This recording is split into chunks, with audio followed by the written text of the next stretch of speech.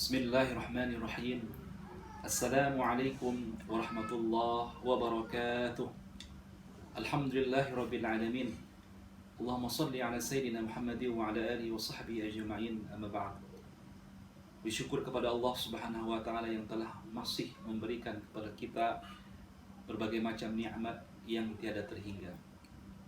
Serta salawat salam kita sampaikan kepada Rasul sallallahu alaihi wasallam, syafaatnya amat kita harapkan di hari kemudian kelak.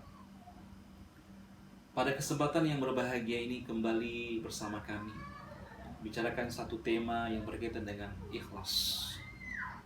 Apa itu ikhlas? Imam Al-Ghazali mengungkapkan makna ikhlas adalah sesuatu yang tidak bercampur dengan benda apapun. Ia berdiri sendiri, ia murni, ia tidak ada akan campuran dengan benda yang lain. Imam Al-Ghazali mengibaratkan dengan susu yang murni, yang dimana Imam Al-Ghazali mengambil satu perumpamaan dalam Al-Quranul Karim, surah An-Nahl ayat 66. Min baini farsin wa damin sa'igan lisyaribin. Susu yang murni yang keluar dengan putih yang tidak bercampur dengan darah, yang tidak bercampur dengan kotoran, maka susu tersebut bisa diminum. Begitulah dengan keikhlasan di mana tidak bercampur niat yang kita lakukan tersebut, baik dalam bentuk ibadah kita kepada Allah maupun ibadah sosial, kita bersedekah, berinfak dan seterusnya, berbuat baik, tidak juga bercampur dengan maksud-maksud keduniaan. Tidak ada di dalamnya mengharap pujian daripada manusia atau kita ingin pamer kepada orang-orang lain. Hadirin rahimakumullah, ikhlas sangat penting dalam ibadah. Ia menjadi pengukur diterima atau ditolaknya amal saleh seseorang. Allah Subhanahu wa taala berfirman, "Wa ma umiru illa liya'budullaha mukhlishina lahuddin." Tidaklah seseorang itu diperintahkan untuk beribadah kecuali semata-mata ikhlas, tulus karena agama Allah Subhanahu wa taala, yakni mentuluskan niatnya semata-mata mencari ridha Allah Subhanahu wa taala.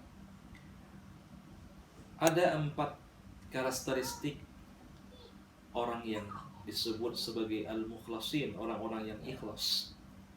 Yang pertama adalah di mana mereka ketika beramal saleh, setelah amal itu selesai dikerjakan, ia merasa takut, merasa gundah kalau seandainya amal tersebut ditolak oleh Allah Subhanahu wa taala. Allah tidak menerima amal tersebut. Maka orang yang ikhlas setelah dia mengerjakan satu aktivitas kebaikan, ia diselimuti dengan kegundahan, bukan dengan kegembiraan. Banyak di antara kita ketika selesai amal perbuatan, kita bergembira, merasa senang. Padahal hadirin rahimakumullah, tanda orang yang ikhlas tersebut selesai perbuatan itu dikerjakan, maka ada timbul kesedihan dalam hatinya, khawatir kalau amal tersebut ditolak oleh Allah Subhanahu wa taala. Yang kedua, tanda orang yang ikhlas tersebut adalah di mana dia berburuk sangka terhadap dirinya. Dia menganggap dirinya bukan orang-orang baik, bukan orang-orang saleh. Ada seorang salafus saleh yang bernama Miswar bin Makhramah. Ketika ia mendengarkan ayat Al-Quran dibacakan, di mana ayat tersebut bicara tentang orang-orang yang bertakwa yang nanti dikumpulkan di hari kiamat dalam keadaan menjadi tamu istimewa. Sementara orang-orang al-mujrimin nanti di hari kiamat, nanti mereka akan diusir oleh Allah menuju akan neraka. Hadirin rahimakumullah, dia mengatakan, "Lastu minal muttaqin wa ana minal mujrimin." Saya adalah orang-orang yang bukan termasuk orang yang bertakwa. Saya adalah orang-orang yang dimaksud dengan al-mujrimin tersebut, orang yang durhaka tersebut, orang yang ahli maksiat tersebut. Beginilah orang-orang yang ikhlas tersebut. Mereka tidak menganggap dirinya baik, tidak menganggap dirinya istimewa, bahkan mereka menganggap dirinya adalah orang-orang yang berdosa. Yang ketiga, tanda orang yang ikhlas itu, hadirin rahimakumullah, adalah mereka tidak bergembira ketika dipuji dan juga tidak bersedih ketika dicaci. Maka kita lihat banyak orang itu kalau dipuji gembira, senang. Kalau dicaci tidak bisa tidur, dia ingat terus menerus dengan cacian tersebut, bahkan badannya pun tidak enak. Maka jadilah kita orang-orang yang ikhlas, yang dimana kita tidak mengharapkan pujian dan juga tidak masalah dengan cacian. Maka inilah disebut dengan orang-orang yang ikhlas. Yang keempat, hadirin rahimakumullah, tanda orang yang ikhlas tersebut di mana mereka menyembunyikan ketaatan, menyembunyikan kebaikan. Apabila mereka mengerjakan kebaikan, dia tidak mau menyampaikannya kepada orang lain. Sebagai contoh, ada orang yang misalnya di malam hari dia itu bangun untuk menunaikan sholat malam, lalu dia ke masjid. Ada orang bertanya kepadanya, saya melihat mata Anda itu hari ini merah sekali. Oh iya, mata saya merah karena tadi malam begadang. Saya dari mulai bangun tadi di tengah malam sampai waktu subuh saya terus mendirikan sholat.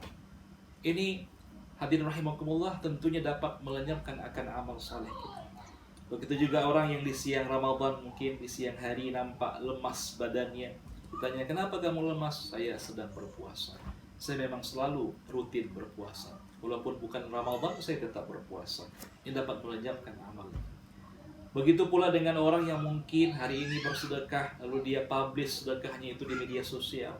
Dia nampakkan, dia membagi-bagi sedekah kepada orang lain. Tentu ini dapat merusakkan amal saleh itu. Berhati-hatilah kita. Ingat bahwa nanti Allah akan menyaring amal saleh tersebut.